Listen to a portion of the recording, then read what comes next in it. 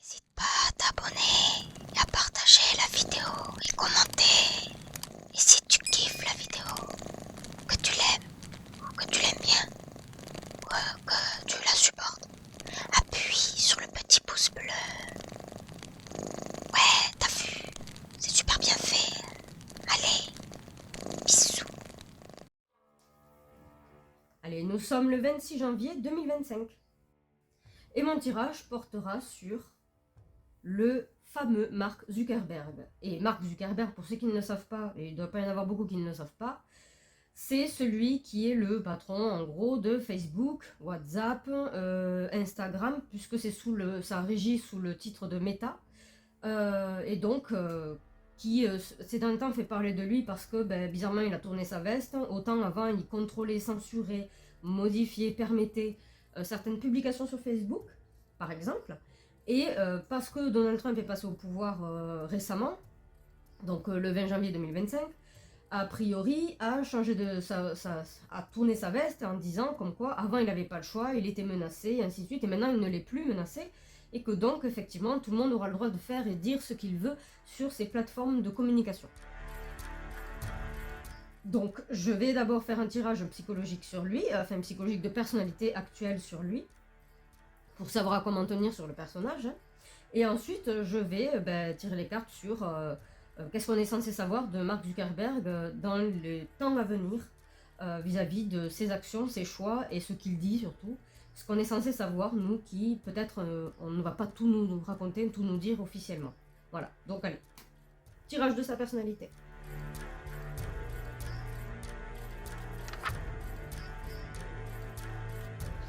Donc je vais vous expliquer comment je lis mon tirage de personnalité. C'est assez simple en vrai. C'est, j'imagine, l'être humain posé là. Ici c'est au niveau de sa tête, là c'est au niveau de son cœur, et là c'est au niveau de tout ce qui est tentation, impulsivité, spontanéité, sans réflexion. Et de chaque côté, c'est les possibilités qu'il a, les capacités et les défauts. Je n'ai pas classé si c'était un défaut ou une qualité, car un défaut peut être une qualité, et une qualité un défaut. Donc c'est chaque capacité, compétence qu'il a de chaque côté. Donc il peut le nuire parce qu'il a tendance à plonger dedans. Voilà. Donc là, au niveau de l'émotionnel, il est bercé de beaucoup d'affabulations et de rêves, d'opportunités de fou, devenir plus grand que ce qu'il est. Bon, il va se retrouver confronté vite forcément à de la concurrence, hein. Mais il a toujours ce truc qui l'anime, c'est-à-dire commencer quelque chose de nouveau en étant persuadé que ça va absolument fonctionner. Il a plein d'idées dans la tête, mais sans tenir compte forcément des aléas politiques. Et donc au niveau du cœur, l'émotionnel, il est assez vite emporté par les tentations, par les propositions, par ses propres opportunités qu'il imagine. Quelque chose qui le travaille abondamment au niveau du cœur émotionnellement. Au niveau de ce qui peut le faire réagir spontanément, c'est lorsqu'on lui parle de sa réussite et les mensonges qui ont été faits à la base de sa réussite, à l'origine de sa réussite. Si on lui dit, qu'on lui rappelle apparemment, qu'on lui rappelle à l'ordre sur son discours de comment il a réussi, comment il est arrivé à créer Facebook et ainsi de suite, alors que c'est rempli de mensonges, de vols, de trahisons, là ça va l'agacer profondément, c'est quelque chose qui peut le faire réagir spontanément. Et quand je parle de réagir spontanément, c'est agir sans réfléchir. Quelqu'un qui est très susceptible peut avoir tout de suite une réaction spontanée, très désagréable, très en colère, très haineux, alors qu'on n'a pas fini la phrase et qu'il manque de recul sur la chose. Et donc ça le fait réagir spontanément. Il y a des gens à fleur de peau, il y a des gens susceptibles, ça donne ce genre de choses. Et bien lui, sa petite susceptibilité peut être touchée si on lui rappelle l'origine réelle de sa réussite par rapport à Facebook par exemple. Ensuite, de chaque côté, il est capable de changer certaines choses concrètes, notamment des contrats ou quoi que ce soit, mais dans le concret, il est capable de faire croire qu'il fait du changement sur du vent. C'est-à-dire de proposer un changement qui ne change en rien en réalité, qui n'est qu'une autre manière d'obtenir ce qu'il veut par les mêmes moyens. C'est juste que c'est une sorte de reformulation. Au niveau des contrats et du factuel, Bah oui, il parle de changement, mais en fait le changement c'est plus rien, quoique là en l'occurrence ça correspondrait finalement à ce qu'il veut faire, c'est-à-dire mettre en place de nouveaux contrats qui le protégeraient normalement, et qui engendreraient un changement où on ne ferait plus rien. D'un côté, en fait, Mark Zuckerberg a tendance à mettre du temps avant d'agir pour quelconque changement, notamment tout ce qui est concret. Il met beaucoup de temps à y réfléchir, il s'isole vachement pour réfléchir à ça. Je ne sais pas si c'est une bonne ou une mauvaise action, ou si c'est bénéfique ou pas. Mais il semble qu'il prenne vraiment son temps et a tendance à proclamer du changement alors qu'en réalité rien ne change.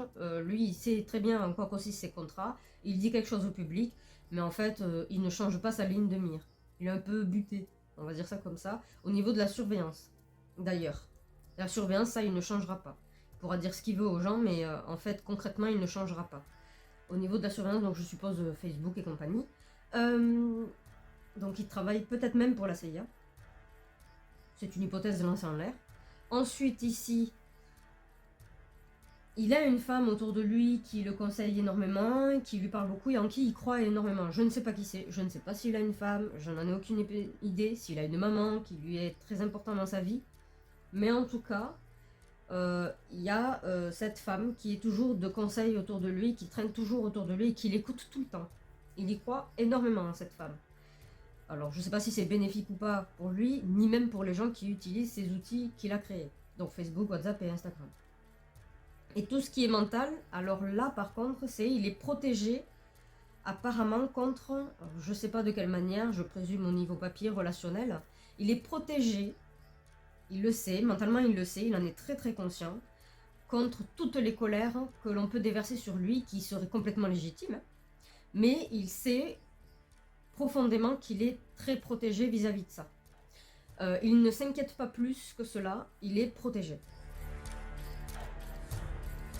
Si on le menace de représailles et compagnie, il ne risquera rien, tout va bien, et de ce côté-là, il est en paix, il est tranquille, qu'on le veuille ou non.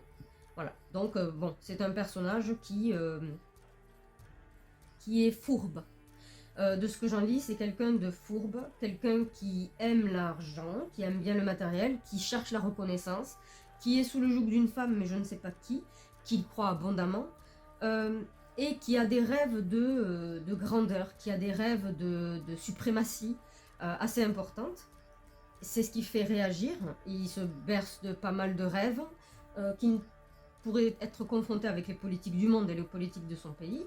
Et je pense qu'il travaille avec la CIA et que c'est pour cette raison que mentalement il est tranquille parce qu'il sait qu'il est protégé contre toute condamnation extérieure. Et c'est pas parce qu'il paye des amendes qu'il souffre abondamment, loin de là. Il est très bien protégé. Lui-même ne risque rien, sa société non plus parce qu'il engrange suffisamment. Voilà. Là, c'est sa personnalité.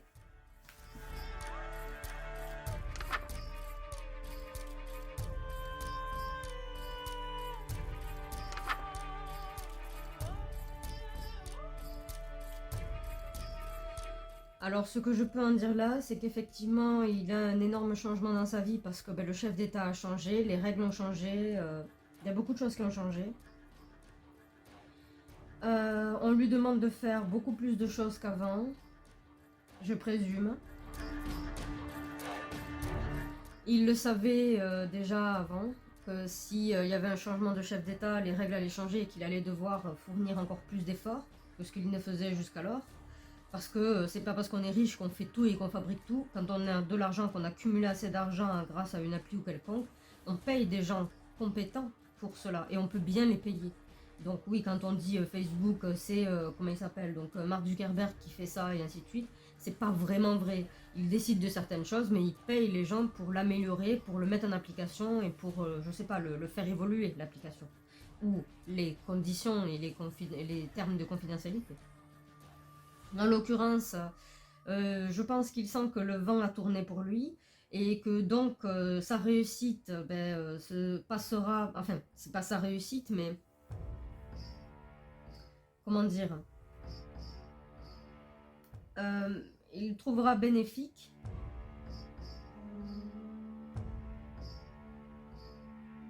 je sais pas, d'ostraciser les précaires.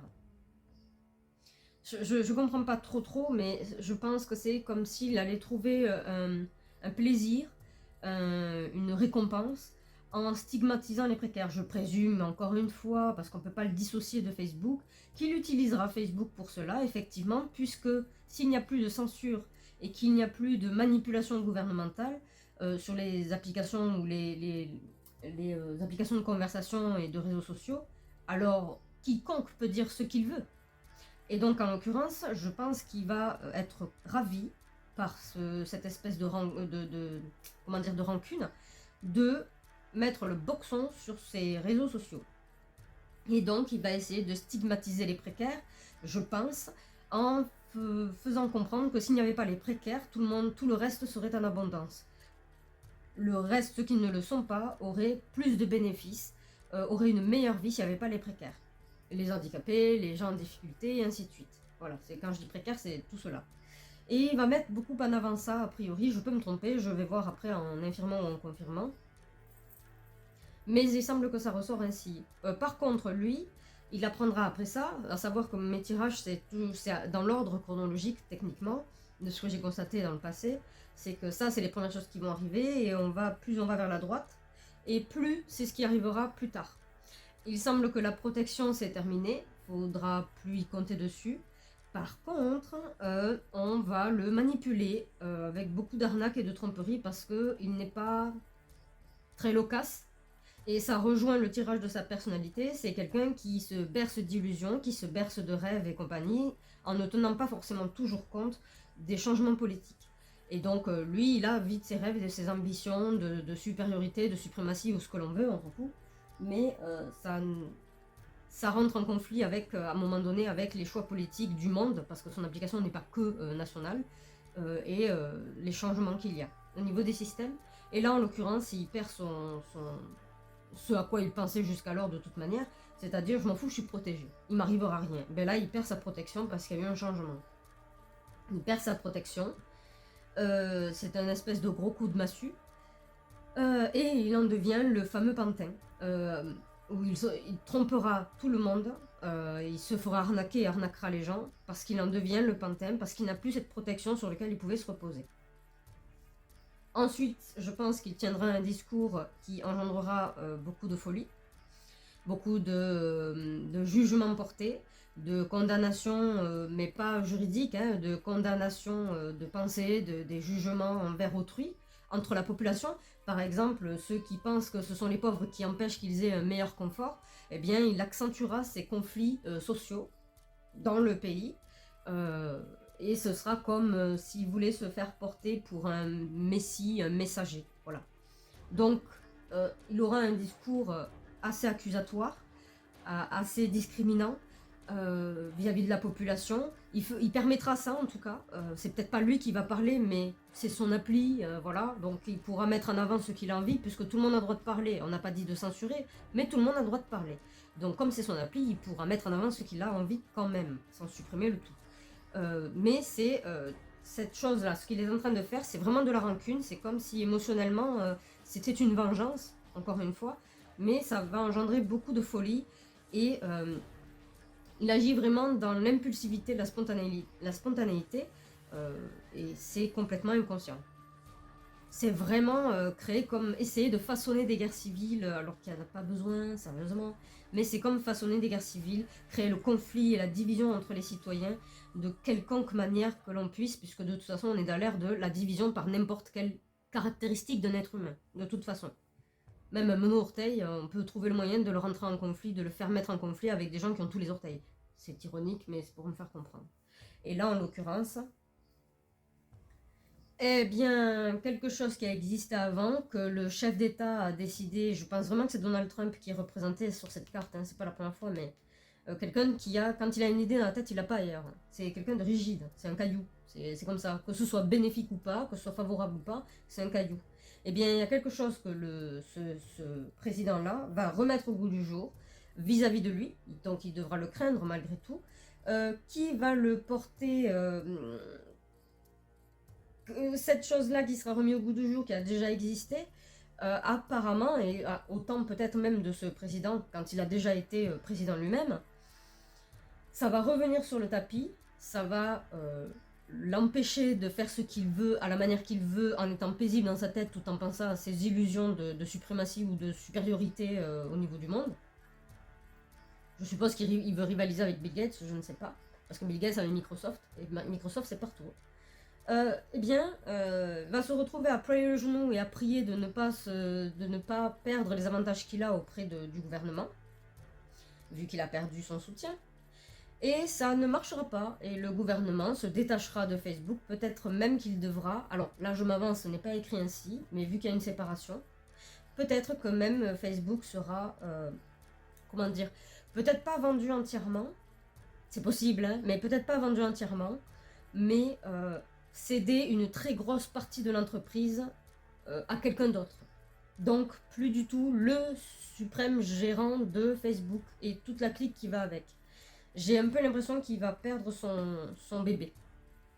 Il va perdre son bébé, il n'en sera plus le maître d'une manière ou d'une autre. Que soit il le vend, soit il vend une bonne partie, une très grosse partie, c'est une espèce de chantage parce qu'il n'est plus protégé, après tout ce qu'il aura fait de toute façon. J'ai un peu l'impression de ça. À la fin des fins, son application, tous ceux dont il est le patron et le gérant, pour le moment en tout cas, même de loin, on s'en fout, eh bien terminé. Ce sera plus lui. Ce sera quelqu'un d'autre, ou un organisme, ou quelqu'un d'autre.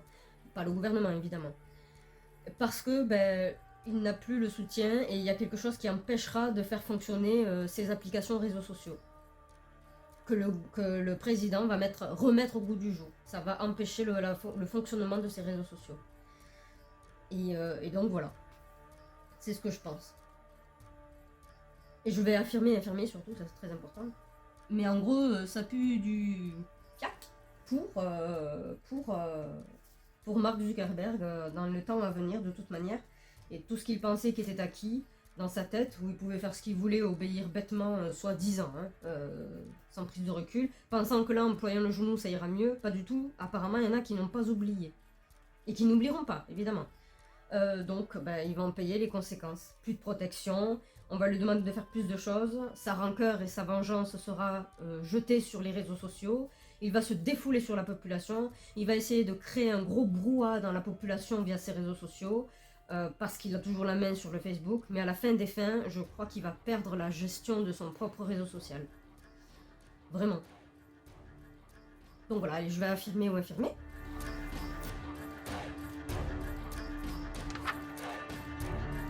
Je maintiens ce que je dis, hein. Franchement, là ça va bien le faire déprimer, cela dit.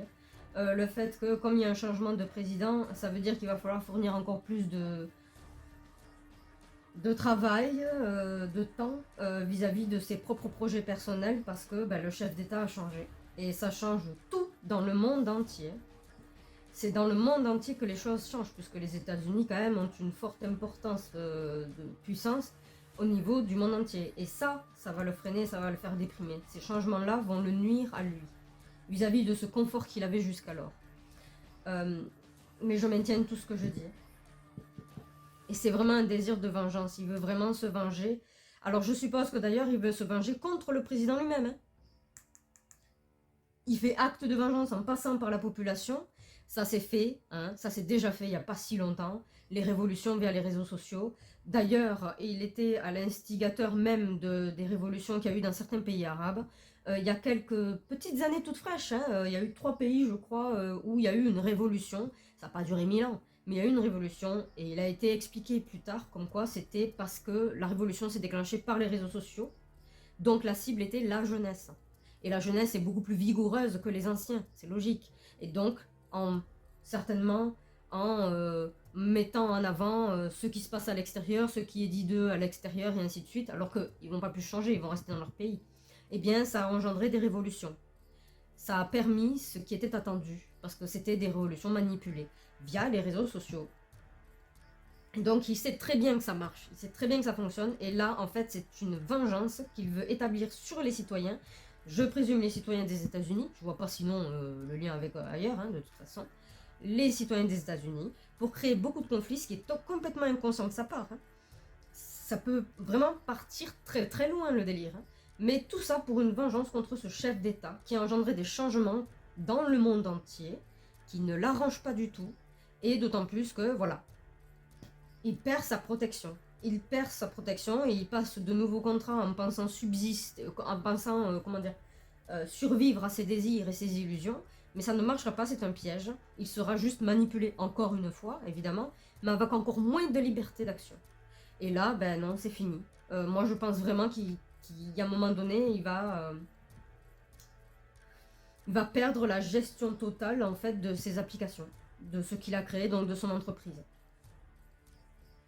Une grosse partie sera pas vendue, mais il y aura de gros actionnaires, un gros actionnaire qui risque d'avoir la main dessus. Et plus on met d'argent dans une entreprise, plus on est décisionnaire de la chose et pourtant pas patron.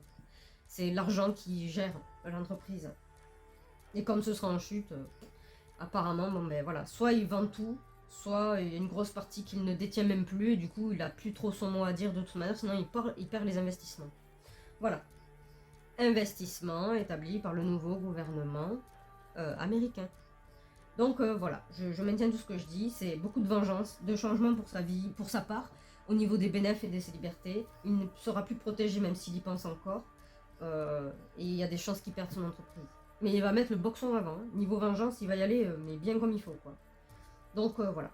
C'est tout. Donc je vous laisse avec la conclusion et je vous invite à vous abonner et à activer la petite cloche des notifications. Comme ça, vous saurez quand je traite un nouveau sujet. Normalement, j'essaye, mais je suis qu'un être humain, de publier une vidéo complète des sujets dans lesquels il y a plus de détails. Là, il y a plus de détails tous les dimanches. Sinon, il y a le résumé. Donc en fait, c'est la conclusion tous les jeudis. Mais dans la conclusion, c'est une conclusion, c'est un résumé. Il n'y a pas autant de détails que je peux lire durant le moment des cartes. Sinon, la conclusion, c'est la vidéo complète, ça n'a pas de sens. Et donc, voilà. Et je vous invite à me laisser en commentaire ce que vous en avez pensé, si vous avez des informations, ou si vous avez des suggestions également de tirages que je pourrais faire, et peut-être ce sera votre sujet qui sera traité. Les sujets que je traite, c'est donc dans la politique, l'actualité et les personnalités, et aussi dans des situations hypothétiques qui pourraient être crédibles. En l'occurrence, dans ce genre de contenu, de hypothétique mais crédible, c'est dans la catégorie, je crois, la playlist qui s'appelle Curiosité. Dans ma playlist Curiosité, il y a très peu de vidéos, d'accord, mais dans ma playlist Curiosité, il y a des choses un peu de second degré ou pas, et des choses hypothétiques qui pourraient être crédibles, et je pose des questions en fait aux cartes pour avoir une idée. Voilà. Ça ne veut pas dire que ça va arriver, mais on me dit ce qui pourrait arriver, si cela était un état de fait. Voilà, donc je vous dis à très vite pour le prochain sujet, et n'oubliez pas de liker ma vidéo et la partager, parce que ça, ce sont des sujets qui concernent tout le monde. Voilà, voilà. Et je vous invite aussi à aller regarder les autres vidéos, parce que actuellement et déjà passé, il y a des choses que j'avais déjà tirées, qui sont déjà arrivées. J'ai pas pour habitude, en gros, de publier les choses sur lesquelles je tombe qui confirment mon tirage. J'ai pas l'habitude de le faire, et je ne vais pas chercher à savoir si j'ai raison ou pas. C'est un peu facile de faire ça. Je ne le fais pas, j'attends. La vie me permet d'entendre des choses comme ça, ou de tomber sur des actus, des trucs comme ça, qui rentrent en confirmation avec ce que j'avais tiré. J'attends de voir la suite, évidemment. Donc voilà. Allez, je vous dis à tout de suite dans une autre vidéo. Je vous invite à aller regarder les playlists, hein, évidemment. Et il y a la description des playlists, évidemment. Et je vous laisse avec la conclusion.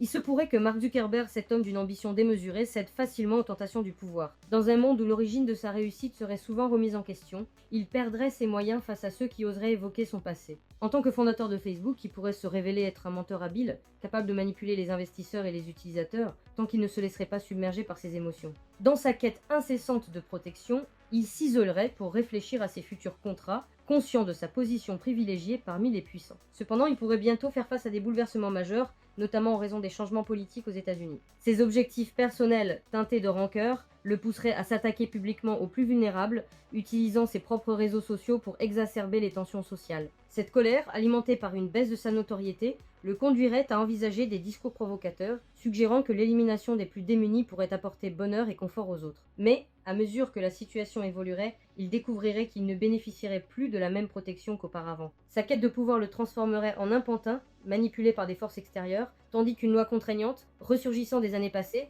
menacerait de contrecarrer ses plans de vengeance. Face à cette nouvelle réalité, il serait contraint de faire des courbettes pour préserver ce qu'il avait bâti, tout en voyant une partie de son entreprise passer sous le contrôle d'un nouvel actionnaire influent. J'espère que mon partage vous a plu. Je vous invite à vous abonner et à activer la petite cloche de notification pour être averti de mes futures vidéos. N'hésitez pas à cliquer sur le pouce bleu et à me laisser un commentaire dans l'espace concerné si vous avez apprécié mon contenu. En plus, ça m'aidera beaucoup. Le sujet plus détaillé et complet du résumé que vous venez de voir se trouve en cliquant sur le lien juste en dessous de cette vidéo dans l'espace description et dans le commentaire épinglé. Je vous dis donc, rendez-vous au prochain sujet traité. À très vite!